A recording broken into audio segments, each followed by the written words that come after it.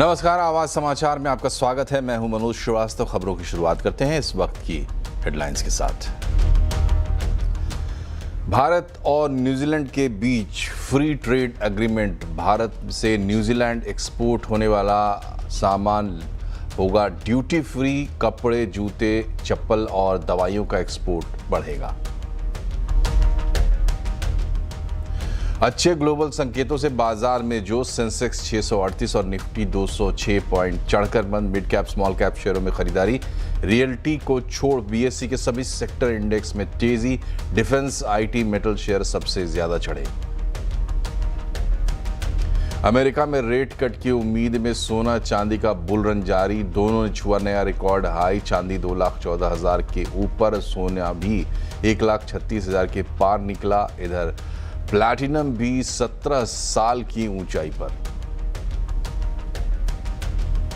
अरावली पहाड़ियों को बचाने के लिए विरोध प्रदर्शन तेज। पर्यावरण मंत्री भूपेंद्र यादव ने कहा, कुछ लोग फैला रहे हैं कंफ्यूजन। सरकार सख्त माइनिंग नियमों के पक्ष में।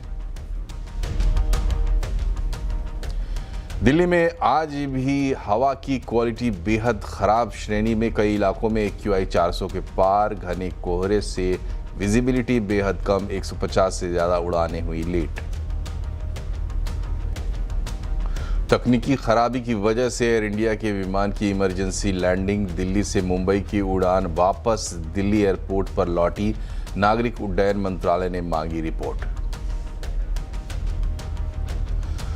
कश्मीर से लद्दाख तक मौसम की पहली बर्फबारी। गुलमर्ग जैसे ऊपरी इलाकों में भारी बर्फबारी। पहलगाम हमले के बाद पहली बार पर्यटकों में उत्साह।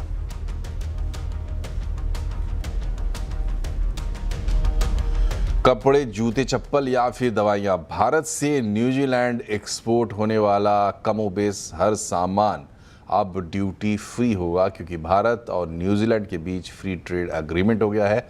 इसके तहत न्यूजीलैंड अगले 15 साल में भारत में $20 बिलियन का FDI भी करेगा।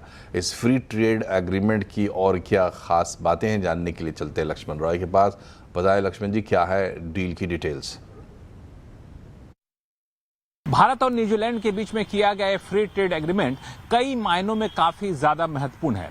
पिछले कुछ सालों में ये 7वां विकसित देश है जिसके साथ भारत ने फ्री ट्रेड एग्रीमेंट किया है। और इस FTA की सबसे खास बात यह है कि भारत से एक्सपोर्ट होने वाले कमोबेश हर सामान पर न्यूजीलैंड ने अपनी ड्यूटी जीरो कर दी है, या फिर कहें कि 100% सामान पर न्यूजीलैंड ने अपनी ड्यूटी जीरो कर दी है। मिसाल के तौर पर अभी अगर भारत से गारमेंट जाता था, लेदर फुटवेयर प्रोडक्ट जाते थे या फिर इंजीनियरिंग प्रोडक्ट जाते थे, तो उसमें 10% तक की ड्यूटी लगती थी। लेकिन जैसे ही फ्री ट्रेड एग्रीमेंट अमल में आएगा, 10% की ड्यूटी घट करके 0% हो जाएगी, यानी कोई ड्यूटी नहीं लगेगी। अब भारत जो न्यूजीलैंड के सामान आएंगे उसमें 70% सामान पर भारत ने भी ड्यूटी में छूट देने की बात यहाँ पे की है FTA के तहत। तो आप पूछेंगे भारत में कौन सा सामान आएगा, तो अगर आप न्यूजीलैंड के कीवी, न्यूजीलैंड के एप्पल, इन सारे सामान के शौकीन हैं, तो वो सारे सामान काफी ज्यादा भारत में सस्ते में आ सकेंगे। उस पर ड्यूटी में एक बड़ी रियायत भारत सरकार ने देने का फैसला लिया है। दो बातें और काफी महत्वपूर्ण है इस FTA की। पहली बात कि अगले 5 साल में दोनों देशों के बीच में कारोबार दोगुना करने का लक्ष्य रखा गया है। दूसरी महत्वपूर्ण बात कि अगले 15 साल में न्यूजीलैंड भारत में 2000 करोड़ रुपए का FDI करेगा, फॉरेन डायरेक्ट इन्वेस्टमेंट करेगा, जिसका फायदा मैन्युफैक्चरिंग सेक्टर में काफी ज्यादा होगा और टेक्नोलॉजी भी यहां पर लगाएगा। यानी यहां पे न्यूजीलैंड की टेक्नोलॉजी से बना हुआ सामान बनेगा और सिर्फ भारतीय बाजार के लिए नहीं, दुनिया के दूसरे देशों में भी इसका एक्सपोर्ट हो सकेगा। और तीसरी जो सबसे खास बात यह है कि प्रोफेशनल्स के लिए, सर्विस सेक्टर के लिए भी FTA काफी महत्वपूर्ण साबित होने वाला है, क्योंकि 5000 वीजा का कोटा प्रोफेशनल्स के लिए न्यूजीलैंड ने रखा है भारत के लिए।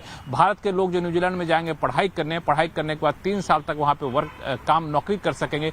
ऐसे कई सारे करार किए गए हैं इस FTA के तहत। इधर अरावली को लेकर एक बार फिर माहौल गर्म हो गया है। अरावली पहाड़ियों की नई परिभाषा पर राजस्थान में घमासान लगातार बढ़ता जा रहा है। राजस्थान के जोधपुर, उदयपुर समेत कई जिलों में छात्रों ने विरोध प्रदर्शन तेज कर दिया है। राजस्थान यूनिवर्सिटी छात्र संघ के अध्यक्ष निर्मल चौधरी ने 24 दिसंबर से आंदोलन शुरू करने का ऐलान किया है। अभी 19 दिसंबर को ही सुप्रीम कोर्ट ने अरावली की नई परिभाषा स्वीकार की थी और तब से इसे पर्यावरणविद और विपक्ष के नेता कुदरत विरोधी और डेंजर का आदेश बता रहे हैं। वहीं केंद्रीय पर्यावरण मंत्री भूपेंद्र यादव ने कहा है कि अरावली पर भ्रम फैलाया जा रहा है, जबकि अरावली का 90% से ज़्यादा एरिया संरक्षित है। भूपेंद्र यादव ने कहा है कि अरावली में 20 से ज़्यादा फॉरेस्ट रिजर्व हैं और सरकार ग्रीन अरावली के लिए लगातार काम कर रही है। उन्होंने पहले ही की कांग्रेस सरकार पर निशाना साधा है और कहा है कि वो झूठ बोल रहे हैं, उनका पर्दाफाश हो रहा है। एक लंबे समय से कांग्रेस के शासनकाल में राजस्थान में इलीगल माइनिंग होती रही, उसको वो लोग प्रोटेक्ट करते रहे। आज उन्हीं को दर्द सबसे ज़्यादा है। निर्णय के एक एक बिंदु को पढ़ने के बाद मैं आपको कहना चाहता हूँ कि ये जो साइंटिफिक मैनेजमेंट प्लान की बात करी है, इसके हिसाब से ही हम अरावली में विकास के लिए प्रतिबद्ध हैं। सरकार इकोलॉजी और इकोनॉमी को साथ साथ लेकर के चल रही है। जो झूठ बोल रहे हैं उनका झूठ बेनकाब धीरे धीरे हो रहा है और झूठ के कोई पैर नहीं होते हैं, वो अपने आप ही अपने ही झूठी चीज़ों से समाप्त हो रहे हैं। वहीं राजस्थान के पूर्व मुख्यमंत्री और कांग्रेस नेता अशोक गहलोत ने सुप्रीम कोर्ट के आदेश में रिव्यू की मांग की है।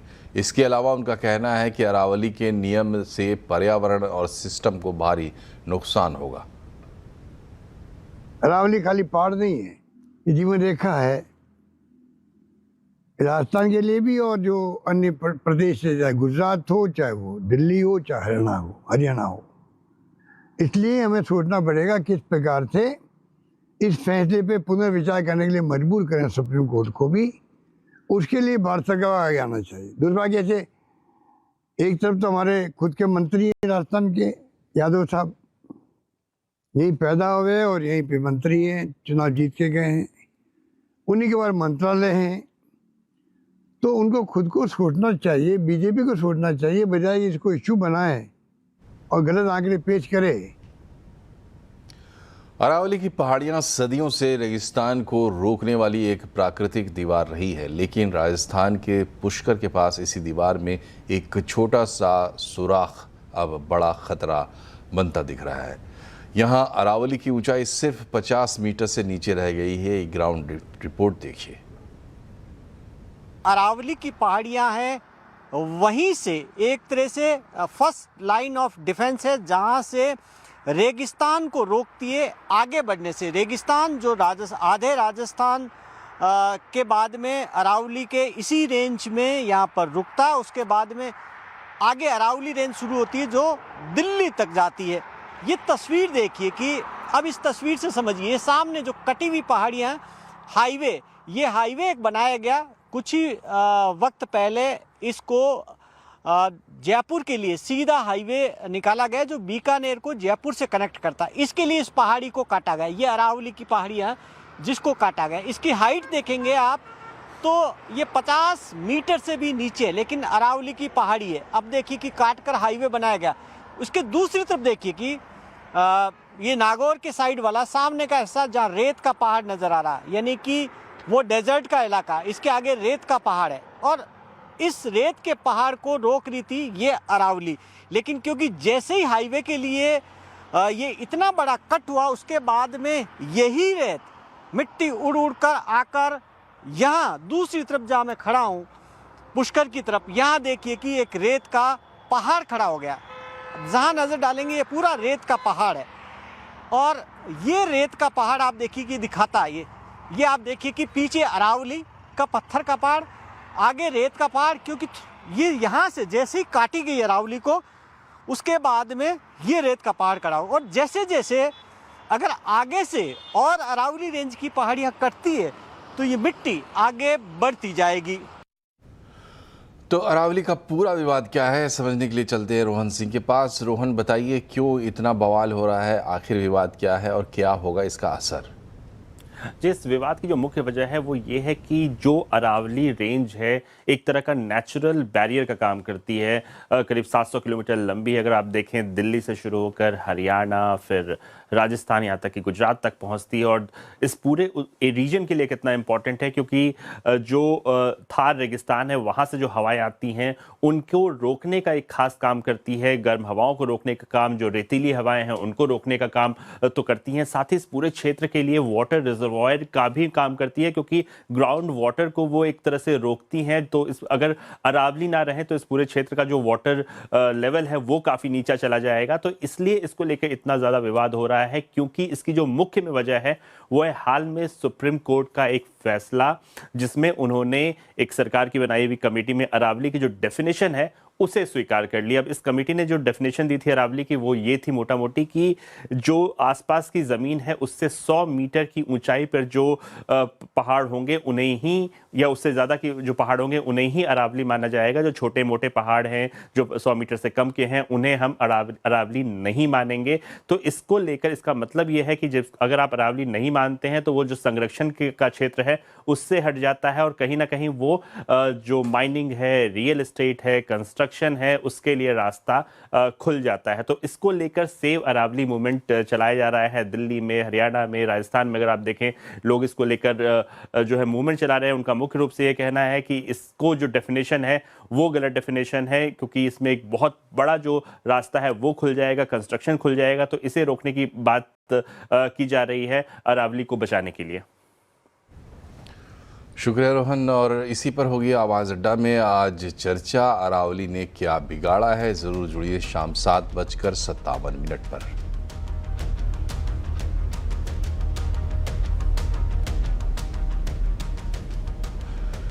और एक बार फिर से चलेंगे रोहन के पास। रोहन ने बताया कि अरावली का असर दिल्ली के आबो हवा पर भी पड़ता है, और दिल्ली की आबो हवा जैसा कि आपको पता है विंटर्स में ख़राब चल रही है। आज भी बेहद ख़राब कैटेगरी में वहाँ हवा रही है, और AQI कई इलाकों में 400 के पार है।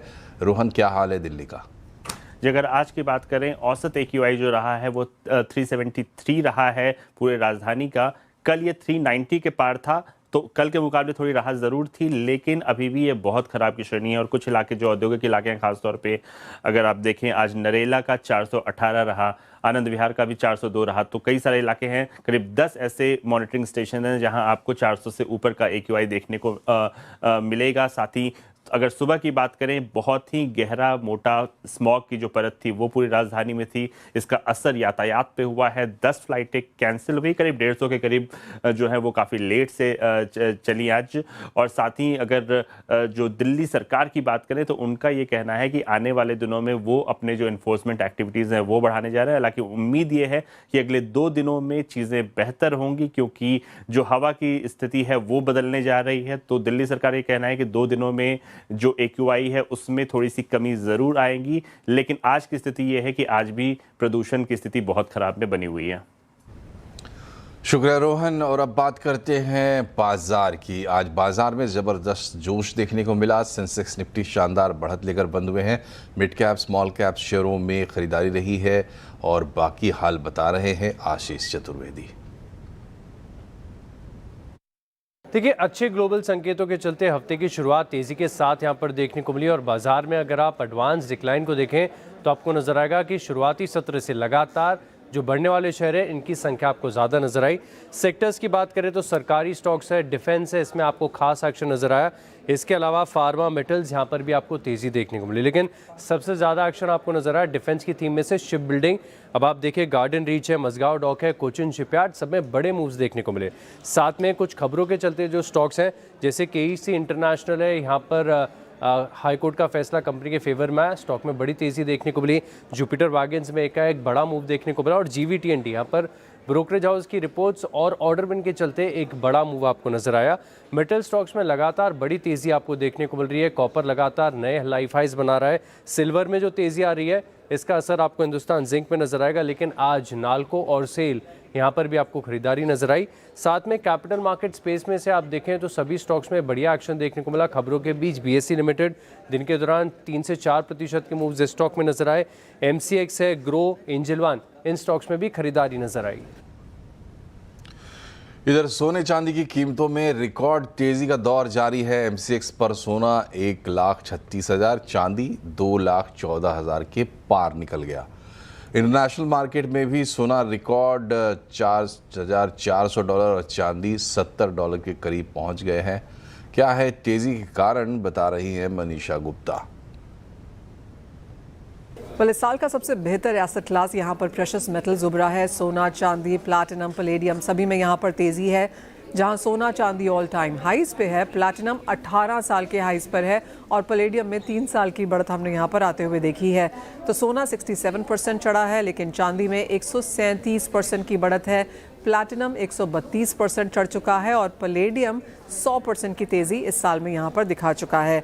काफ़ी सारे फैक्टर्स हैं जो सपोर्टिव हैं। एक तो जो ऑनगोइंग डिबेसमेंट ट्रेड है, रेट में कटौती की एक्सपेक्टेशन है, ग्लोबल डेट यहाँ पर बढ़ता हुआ नज़र आया है, डॉलर इंडेक्स में गिरावट है, जियोपॉलिटिक्स फिर से यहाँ पर लौटा है क्योंकि हमने ईरान और इजराइल के बीच में यहाँ पर हॉस्टिलिटीज़ बढ़ते हुए देखी हैं और साथ ही साथ जो यूएस और वेनेजुएला का कॉन्फ्लिक्ट है उसकी वजह से भी यहाँ पर सपोर्ट बना है।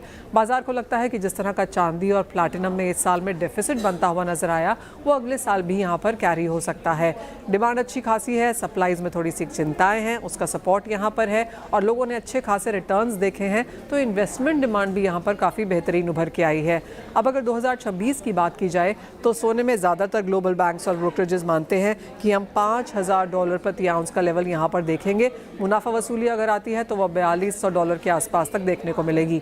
चांदी में लोग ज़्यादा मुनाफा वसूली की एक्सपेक्टेशन कर रहे हैं क्योंकि चांदी भागी भी बहुत ज़्यादा है, लेकिन यहाँ पर भी गिरावट के बाद खरीदारी आएगी और एक स्टेबिलिटी के साथ साथ कंसोलिडेशन यहाँ पर चांदी में बनेगा, तो काफ़ी हद तक $55 से $75 प्रति आउंस की रेंज चांदी भी आपको अगले साल दिखा सकती है। इधर रेलवे शेयरों में आज जोरदार रफ्तार देखने को मिली। इस तेजी का ट्रिगर क्या है, बताने के लिए हमारे साथ जुड़िए कंचन नौटियाल। बताएं कंचन।